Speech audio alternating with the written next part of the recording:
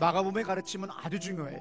성서학자들은 사복음서 중에서 마가복음이 가장 먼저 기록됐다고 말합니다. 가장 처음 기록되었기 때문에 마태복음, 누가복음, 요한복음은 마가복음을 원자료로 해서 쓰여졌다고 하는 것이 성서학자들의 의견이에요. 그래서 마가복음을 읽으면 예수님이 오신 목적, 예수님의 행하신 일들이 마가복음 1장부터 보면 아주 다이나믹하게, 파워풀하게, 아주 타이트하게, 심플하게, 정말 이 이상 더 표현할 수 없을 정도로 아주 심플하고 다이나믹하고 파워풀해요. 이런 놀라운 전개가 계속 일어납니다. 근데 왜 예수님은 그 시대의 지도자들과 왜 다르냐? 왜 권세가 있느냐? 성령 하나님이 함께 하시기 때문입니다. 세례 요한이 예수님을 소개한 말씀이 마가복음 1장 8절에 기록되어 있지요. 나는 너희들에게 물로 세례를 주지만 예수님이 오시면 그분은 성령으로 세례를 준다. 그러면서 예수님이 요단강에서 세례를 받고 물에서 올라올 때 성령이 내려오시는 장면을 마가복음 1장 10절부터 11절에 기록된 걸 우리는 알 수가 있지요. 예수님은 성령의 인도를 받았습니다. 늘 주님이 함께 하셨습니다. 그래서 기도했어요. 그랬더니 권세가 있었습니다. 권세를 가지고 귀신 들린 사람들을 치유하고 자유케 해줬습니다. 병든 사람을 고쳐주셨어요. 그리고 예수님은 자신의 사명을 분명하게 우리한테 가르쳐 줬습니다. 오늘 본문의 말씀이죠. 마가복음 1장 38절의 말씀이죠. 내가 이를 위하여 왔다.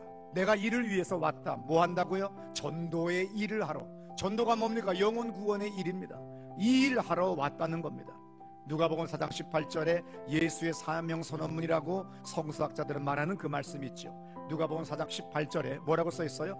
주의 성령이 내게 임하셨으니, 주의 성령이 내게 임하셨으니까 내가 할 일을 아는 거예요. 내가 무엇을 해야 되는지를 아는 거예요. 그래서 오늘 예수님이 말씀하신 것 같이 교회는 예수님의 일을 해야 됩니다. 근데 많은 교회와 교인들이 세상으로 나가서 전하지를 않고 우리끼리 교회 안에서만 끼리끼리 뭉쳐있는 거예요. 소그룹이라고 하는 건 말씀을 나눈다는 미명하에 말장난하고 있으라는 거 아니에요.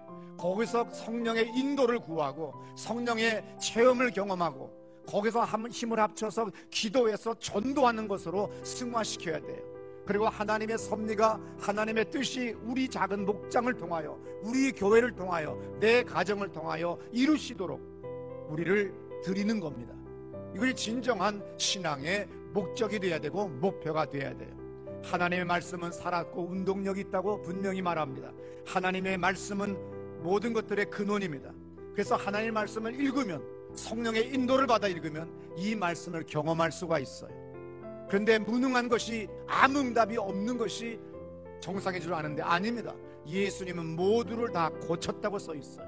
어떠한 사람이 이 예배당에 와서 예배드릴지라도 성령이 말씀을 듣는 가운데, 찬양을 하는 가운데 임하게 해주세요. 치료받게 해주세요. 하늘의 평화와 능력을 경험하게 해달라고 기도하세요. 그냥 데려만 놓지 마세요. 계속 기도하세요. 그 사람이 성령을 받을 때까지, 경험할 때까지 기도하세요. 마귀는 교인들을 미혹합니다. 무엇이 옳은지 나쁜지를 몰라요. 기도 왜 합니까? 주님의 도움받기를 원하여 기도했으면 응답이 있어야 돼요. 눈에 보일 정도로, 간증할 정도로, 다른 사람들이 알 정도의 표적이 나타나야 돼요. 아무 일이 없다고 한다면 우리는 무력한, 무능한 귀신 섬기는 거에 불과한 거예요. 전능하신 하나님은 분명히 우리에게 표적과 이적으로 함께 하시는 걸 믿으시기 바랍니다.